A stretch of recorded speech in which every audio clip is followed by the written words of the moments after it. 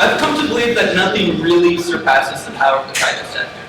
I mean, after all, it's what caused the global north to be the first to develop. If you look at the recent success stories like China, Brazil, South Korea, you have millions of people coming out of poverty, driven mainly by economies that focus on business growth. Sure, public sector in India work vital. Environment, education, human rights won't be looked after by the private sector. And for every South Korea, there's a dozen examples of the tremendous power of the private sector causing destruction. But I think there's a lot of good that can come from that power. And I've spent a lot of time in the last year thinking in terms of what does it mean for us as development practitioners, and what can we do to facilitate that. So that was my frame of mind when I approached Natel Energy about doing my capstone research for them. Now, Natel's a local startup company from Alameda with a new type of small hydropower turbine. What's unique about it is that it's really efficient at low heights, from 2 to 6 meters. So what would this mean for development? It could mean developing marginal waterways in rural areas, close to underserved populations, or it could mean, instead of big dams, putting a series of small dams in smaller inundation zone, less environmental destruction, less displaced people, less ecological problems. But how do you get this to work in a developing economy? Natel is a startup. There were limited resources. They can't pursue too many markets at once. What they really needed was a framework to strategically assess different markets to figure out where to go. And that's where I came in. I chose to focus on India because they have a large network of irrigation canals, they have a growing demand, they have a lot of rural population, and they have a lot of undeveloped hydro.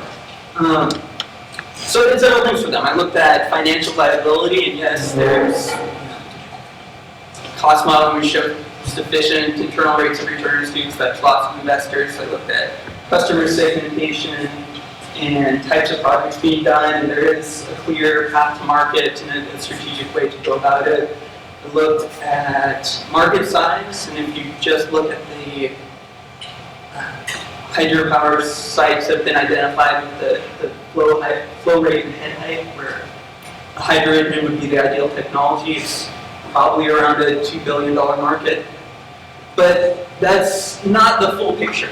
Nothing said really totally differentiates it from, say, Nepal or Tajikistan. The real question is in attainability. Could Natel go there and expect to be able to sell a lot of hydro engines in the near future and get these projects in the ground? And to assess that is really a matter of policy, and that's what I want to spend the rest of my talk with you. In part because most people would probably fall asleep if I talked financial modeling, and two, because I think there was a couple takeaways that I really enjoyed from the project that I think would be good, maybe anecdotes to throw out for other development practitioners. So policy in India is driven by 3 motivators. First, energy access. There's still 300 million people, voters, who have no access to electricity. There's energy security. How do you meet growing demand? Demand is growing 10% annually, and we have very limited fossil fuel reserves. And climate change mitigation. Now, on the third one, climate change mitigation, it was actually really refreshing to look at how another country is dealing with energy security in the face of climate change. When in the US, we have a booming natural gas industry, and grid-scale renewable energies are really struggling.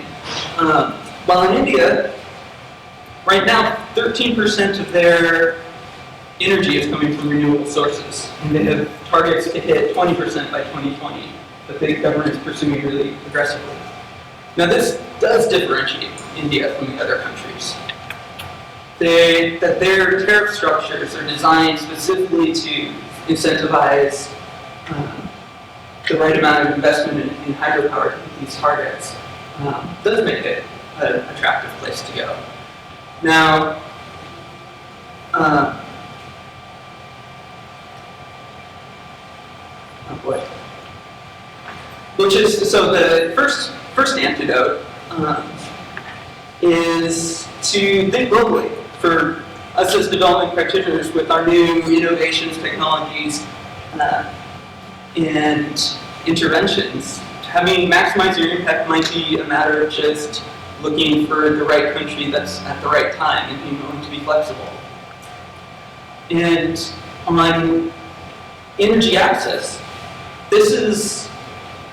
that was originally my main motivator for the project.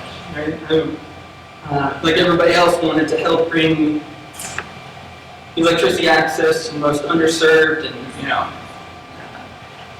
electricity leads to no burning kerosene and better health, and sewing machines and more income, and lights at night and better educational outcomes. And there's a booming microgrid industry in India because of this. I even found a microgrid developer that was really excited to work with Natel and thought he had a perfect site in mind. So my conclusions kind of surprised myself. There's a couple of challenges with microgrids. When people first get energy access, they consume just pennies worth a week per day. And administering a business at those margins is extremely difficult. To find sites that work, you have to find the right head height and flow rate for your turbine. But you also have to find that at a place with a local population nearby with demand that aligns to the supply of the turbine, which is a hard endeavor. And you also have to often build roads and transmission infrastructure, and it's slow. So there's a clear trade-off between maybe being able to do a few microgrid projects versus doing perhaps dozens on the same time scale. So if you think back to eco-smart hydro, or you think about lowering the carbon footprint, or you think about the benefits to the poor from just boosting the overall economy, it became pretty clear that financial bottom line aside, it seemed like there would be more impact by Natel on the rural poor by pursuing the mainstream market and the central grid. So that's antidote 2, which is, as development practitioners, we tend to have very tunnel vision towards the poorest of the poor, but thinking about maximizing our impact might be broadening the perspective sometimes.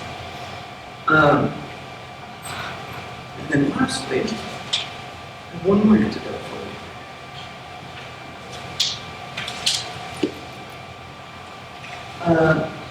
you. Back to policy.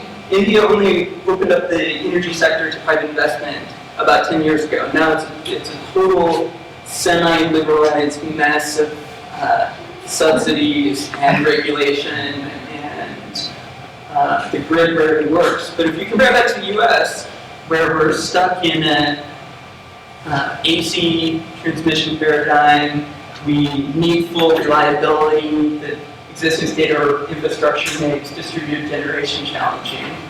None of those are as much of an issue in India. You can, because the grid's not reliable anyways, you can plug in an independent power provider just about anywhere without messing up reliability. And because of that, you have some of the coolest innovations in the world going on in terms of smart metering and grid balancing. So I'm sure most people here are familiar with the communication example in Africa, how Africa just followed a totally different model than the global north. We just skipped transmission infrastructure and went straight to cell phones, and in 10 years achieved more rural coverage in parts of Africa than we have in rural America even still. You see some exciting possibilities of that in energy. For an extreme example, a local company called Phoenix International is making mobile units that are inverter generator battery storage, a house-level mini-grid that can network the ones around it. And they're doing a lot of business right now. Could it negate or change the function of the grid altogether? So final antidote is just beware of the paradigm shift. I think there's a lot of potential to miss out on big opportunities if you don't look around at the other interesting things going on. So, thank you.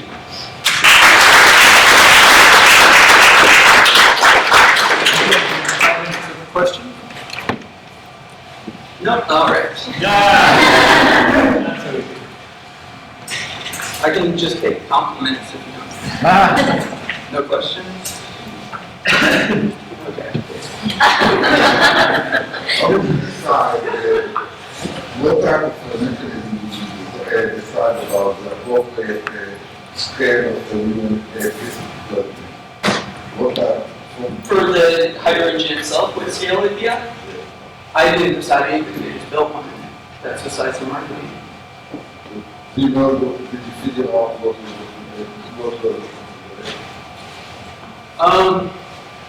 If I had to guess, if you, because the very first one they made was a lot smaller, it was like 40 kilowatts.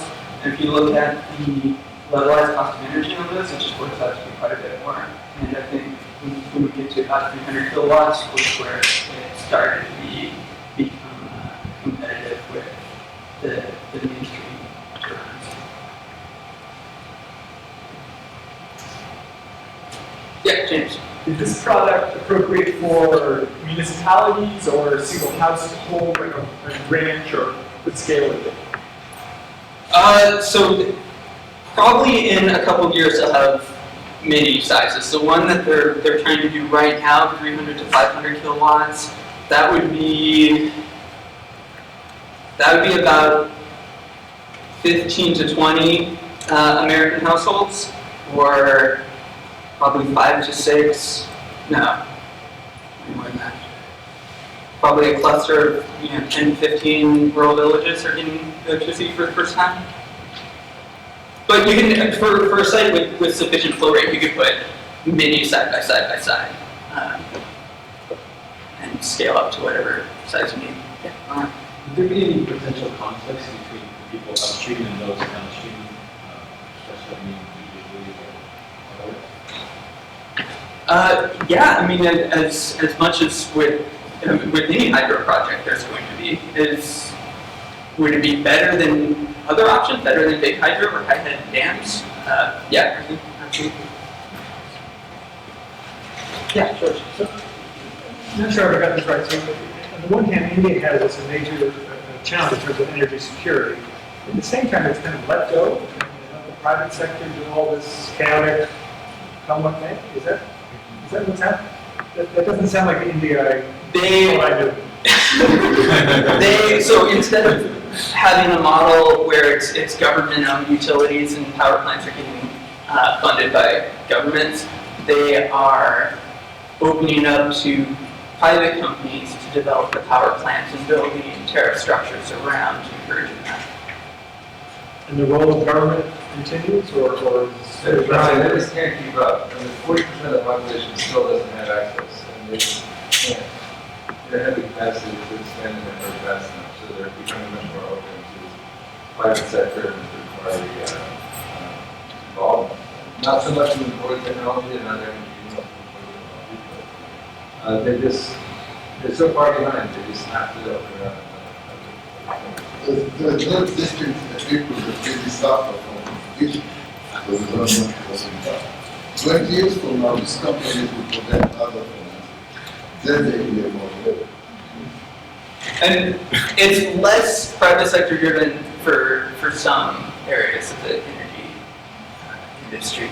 Renewable energy is almost entirely, mostly private sector, but if you talk about the coal power plants, it's still 90% government owned and run. So it's varying degrees.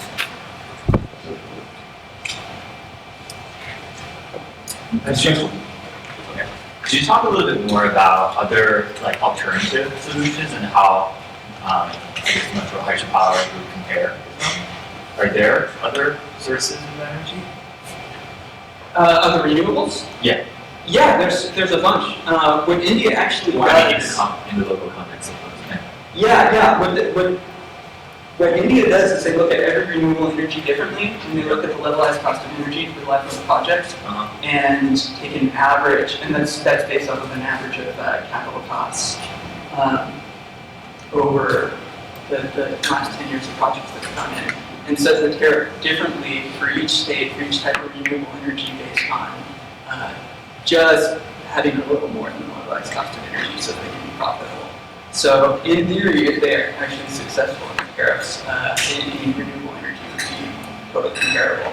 The biggest question for how profitable you're going to be, if you look at the sensitivity analysis, is just how much under the average capital cost you can come in constructing your project. What about the government? In California, people worry about fees. Well, the 2-meter fish ladder is a lot better than a 10-meter fish ladder. And actually, one thing that's great about these turbines is going downstream, fish can swim right through them.